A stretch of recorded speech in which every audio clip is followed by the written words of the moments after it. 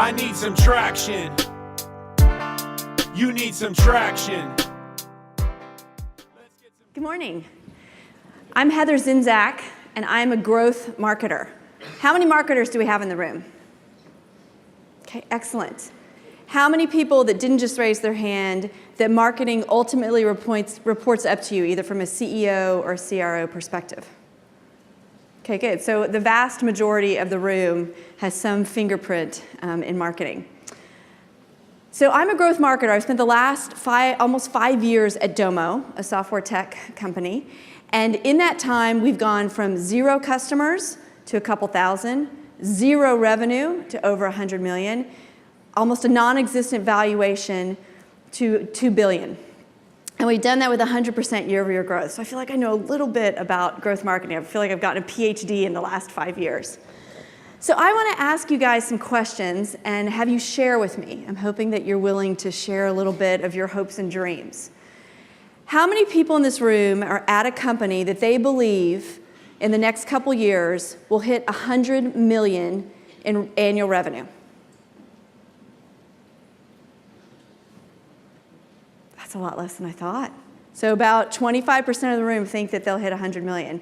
Okay, I'm going to keep going. These are your hopes and dreams. These are your aspirations. How many of you are at a company that you think will hit $1 billion? It doesn't have to be in the next couple of years, but at some point in time, your company will have $1 billion in revenue. Okay, it's probably 15, so we were 25 to 15%. Okay, last one, $4 billion. Anyone? Come on, be bold. Okay, we're at about 5% on that. Okay, so according to McKinsey, you guys weren't that far off. I was surprised. I thought this group would be more optimistic. You guys are more self-aware than I gave you credit for. According to McKinsey, they looked at over 3,000 software or tech companies, and less than a third hit 100 million, less than 4% hit $1 billion, and less than 1% hit $4 billion. Growth is hard. Okay, so because you guys shared with me your hopes and dreams and a little bit of your judgment call on the current companies you're at, I'm going to share a secret with you. I have a big secret to share today. I'm quitting my job. Yes, my CEO already knows. Don't worry, I'm not that stupid. And I would highly recommend, I actually resigned from DOMO 6 weeks ago, but I still work there, doing a very long transition out. I highly recommend if you ever have the luxury to take time between jobs to find the next right job, you do that. It's the first time I've ever done this, and you have much more opportunities when you're thorough and thoughtful about it. But that's not why I'm sharing this with you. I'm sharing this with you because I'm like a little walking case study. Over the last 6 weeks, I've probably met with 20 to 30 growth company CEOs. Everything from 10 million, 5 million, trying to go to the 100 million, about potentially a senior executive leadership role or a board seat, all the way up to $1 billion company that wants to grow to 5 billion. And I've probably had double the amount of conversations with venture capitalists because they're kind of my current network to get into my next opportunity. And I found some really interesting things, and I thought about this as I was coming to talk to you guys. What are these CEOs and these venture capitalists looking for? Obviously, they're looking for growth, but every single one, and I'm not kidding, every single one, they all had different things they wanted in their next CMO or their next board member, but every single one had 2 things that they talked about. First, they wanted to build a brand.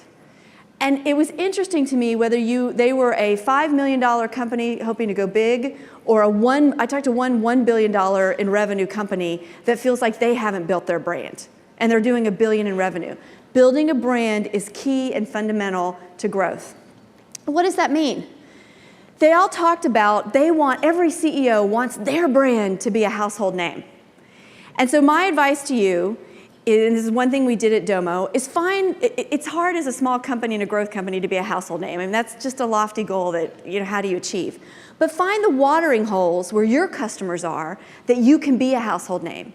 DOMO did this on LinkedIn. LinkedIn was a great channel for us, and it's where a lot of our customers spend their time.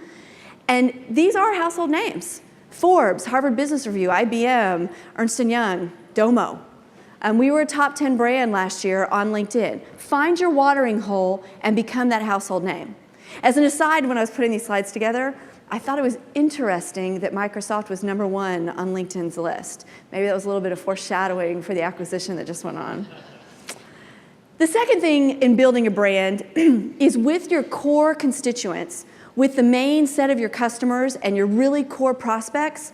I personally believe the in-person events and the one-on-one interaction and the face-to-face interactions are really, really important.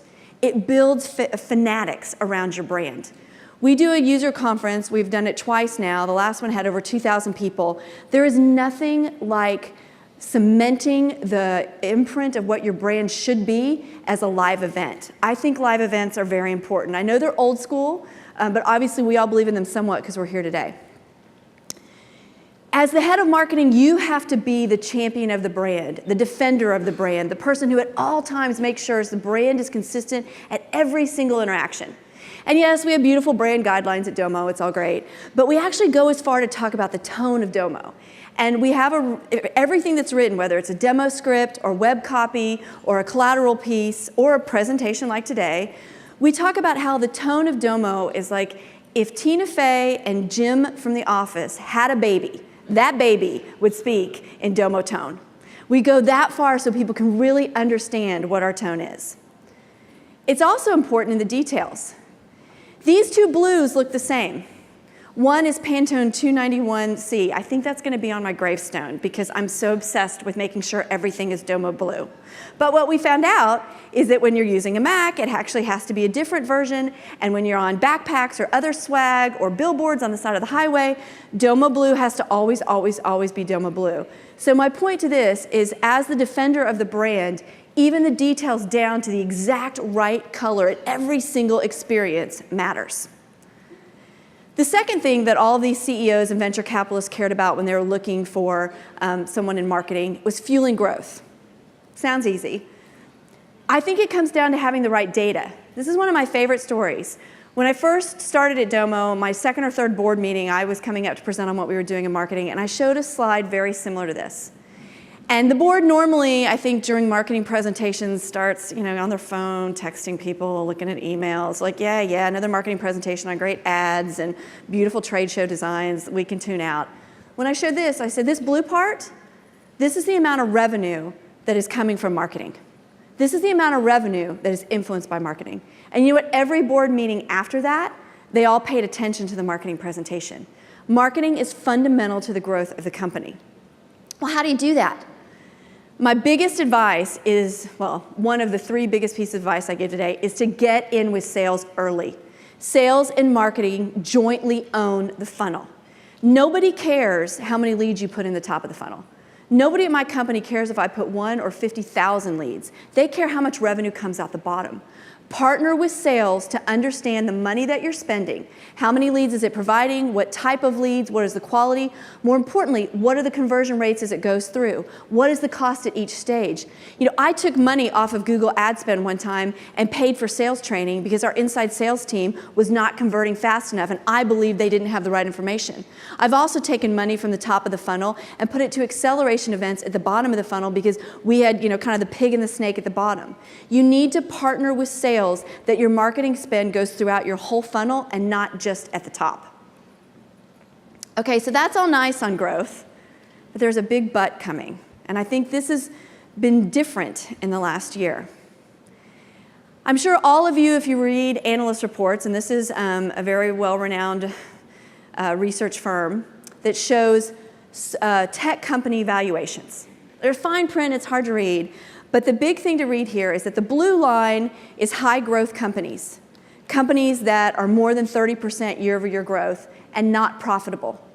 The green line is what they call moderate growth, between 20 and 30%. Only in tech would moderate growth be 20 to 30%, but profitable. The tipping point happened almost a year ago. Companies were valued higher that were profitable, but with less growth. This doesn't mean that growth isn't important. It was still 20 to 30% growth. That's a lot of growth, but profits became just as important. This happened to us a year ago, and I feel that people in the tech and the growth community are just now catching up. So what does this mean for you? It means that there's a lot of math going on. How do companies, your CFO and your COO, if they're not, they should be paying attention to these numbers. For us at DOMO, we use the magic number, which roughly means that sales and marketing expense in one quarter needs to be at least equal with the revenue you get out of that spend in the next period. It should be at least 1-to-1, because that revenue is an annuity and it'll keep giving you money over time because we're a SaaS company. Some companies look at customer acquisition cost. Others look at long-term value of the customer. Some companies look at customer acquisition cost compared to long-term value of the customer and say, if you're spending, if you're spending 1 to get 1, it's whoa, bad business model. If you're getting 5 out of your customer, you're not spending enough. The numbers matter. In this new entity, the numbers matter. So what does that mean to you as a marketer or as somebody responsible for marketing? It means that you have to focus on growth, but you've got to keep an eye on profitability. Well, how do you do that? If you take nothing else away, you got to be data-driven. You can't look at those calculations I just showed you without knowing the numbers.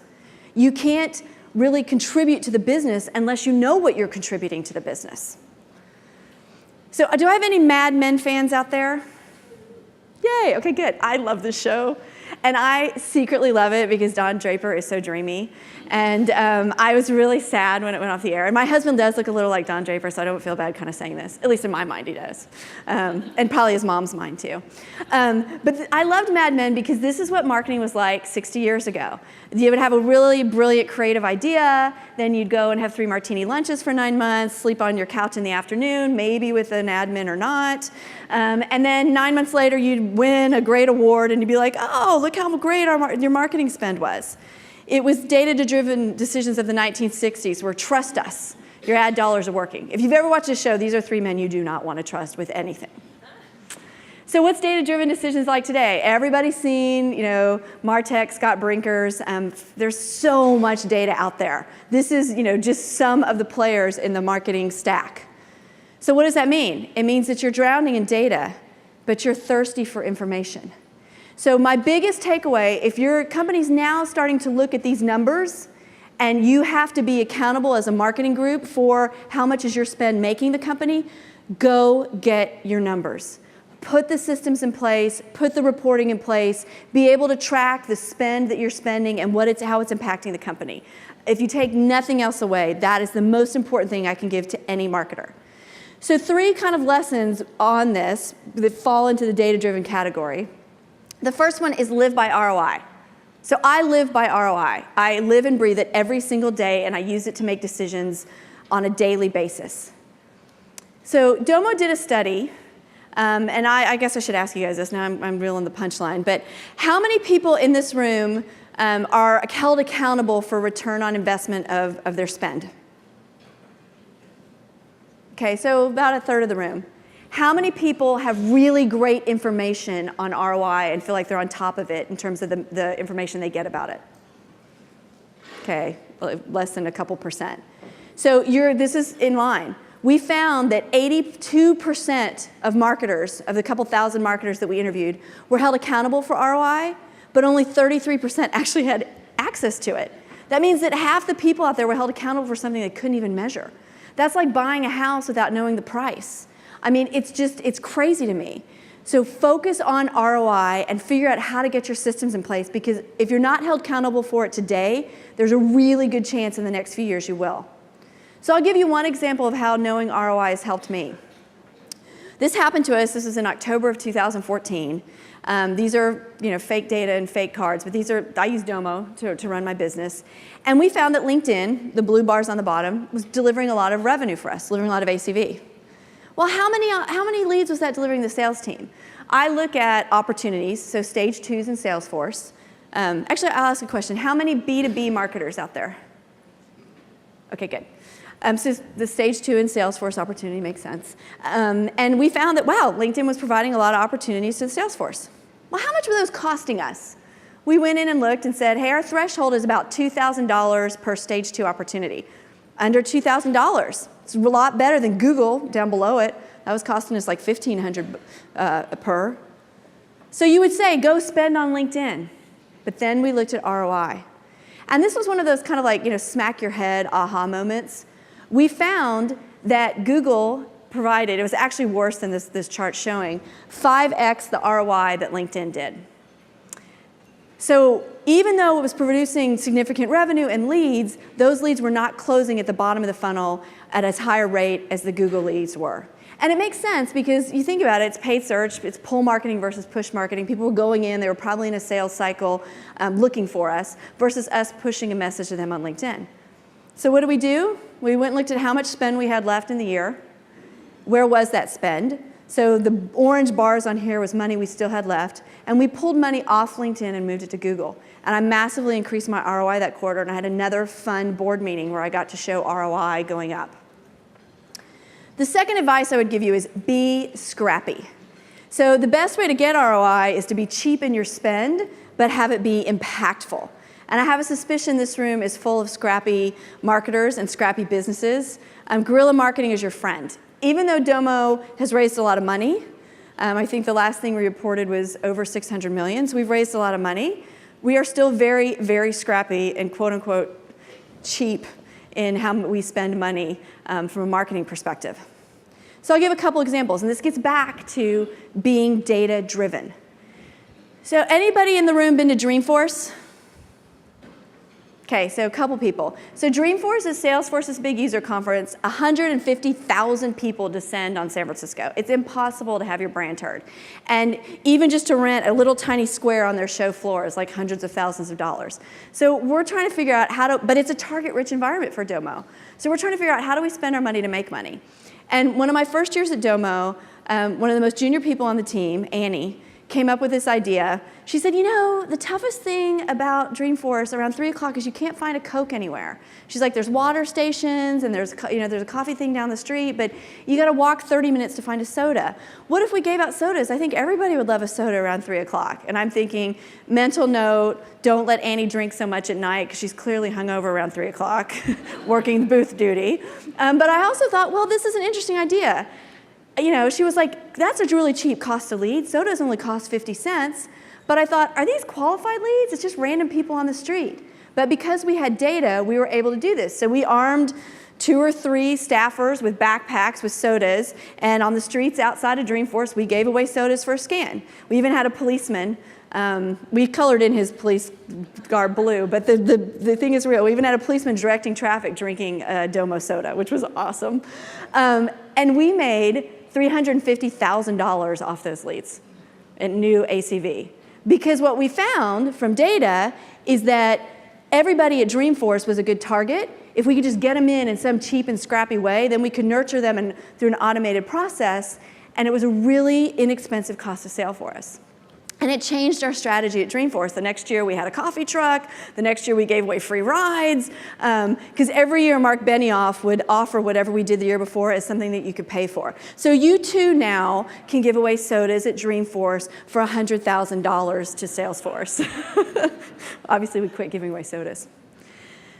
LinkedIn. You know, I talked earlier about how we've done a lot on LinkedIn. We buy the cheap stuff. We run over 700 campaigns that are self-service. I don't buy the expensive ads on LinkedIn. And these are wicked targeted. If you have VP in your title and retail and digital marketing, you're going to get an ad around retail digital marketing for senior executives. Be scrappy. Even at some of the big platforms, you can come up with scrappy ways to get your brand across.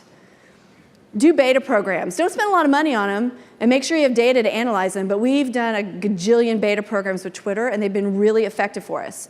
Only 10% of them have been really effective, and so we cut the other ones quickly, but we knew how to take advantage of that. So be scrappy. Be in front of your competition on social media.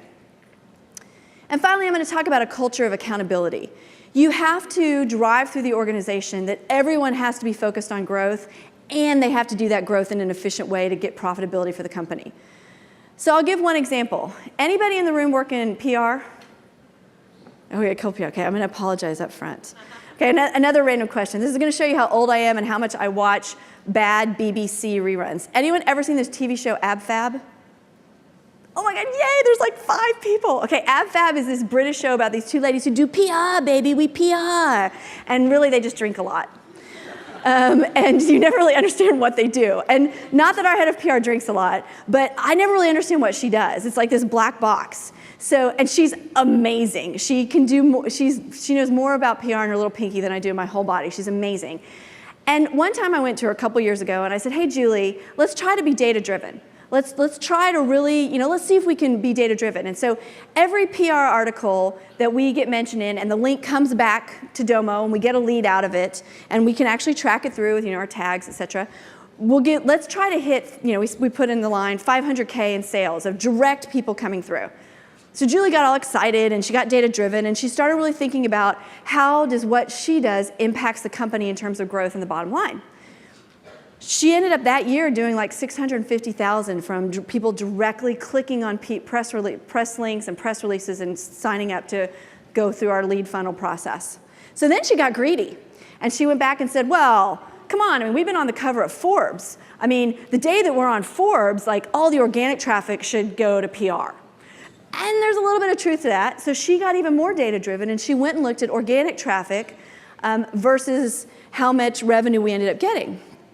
And she actually found that it wasn't the Wall Street Journal or Forbes or Fortune that drove the most revenue.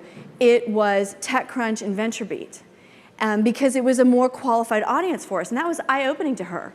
And she said, you know what? I'm going to make sure every time we have a story that we pre-brief, we're going to include TechCrunch and VentureBeat and not just some of the bigger publications because we actually get more revenue out of them covering us. She became data-driven and started to focus on revenue and growth instead of just PR noise. And the last slide I'll show you, because I think I'm out of time, is we actually even track revenue by team member. So remember I mentioned Annie before, she's not doing so good on this one, but we actually go in and look at what programs are you doing in marketing that's driving revenue at the company. And you can look how Annie compares to Darren, who compares to Kyle. How are your programs performing and how much impact are you personally having on the company? We're almost over an 800-person organization at DOMO or company, and we still look at individuals and how they make an impact. Setting this culture of accountability is huge. So finally, focus on growth.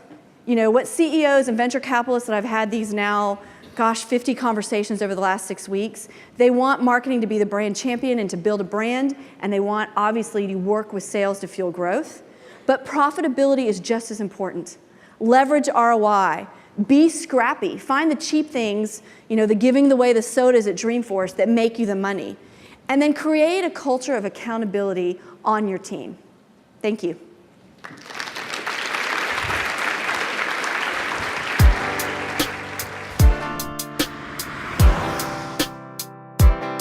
I need some traction.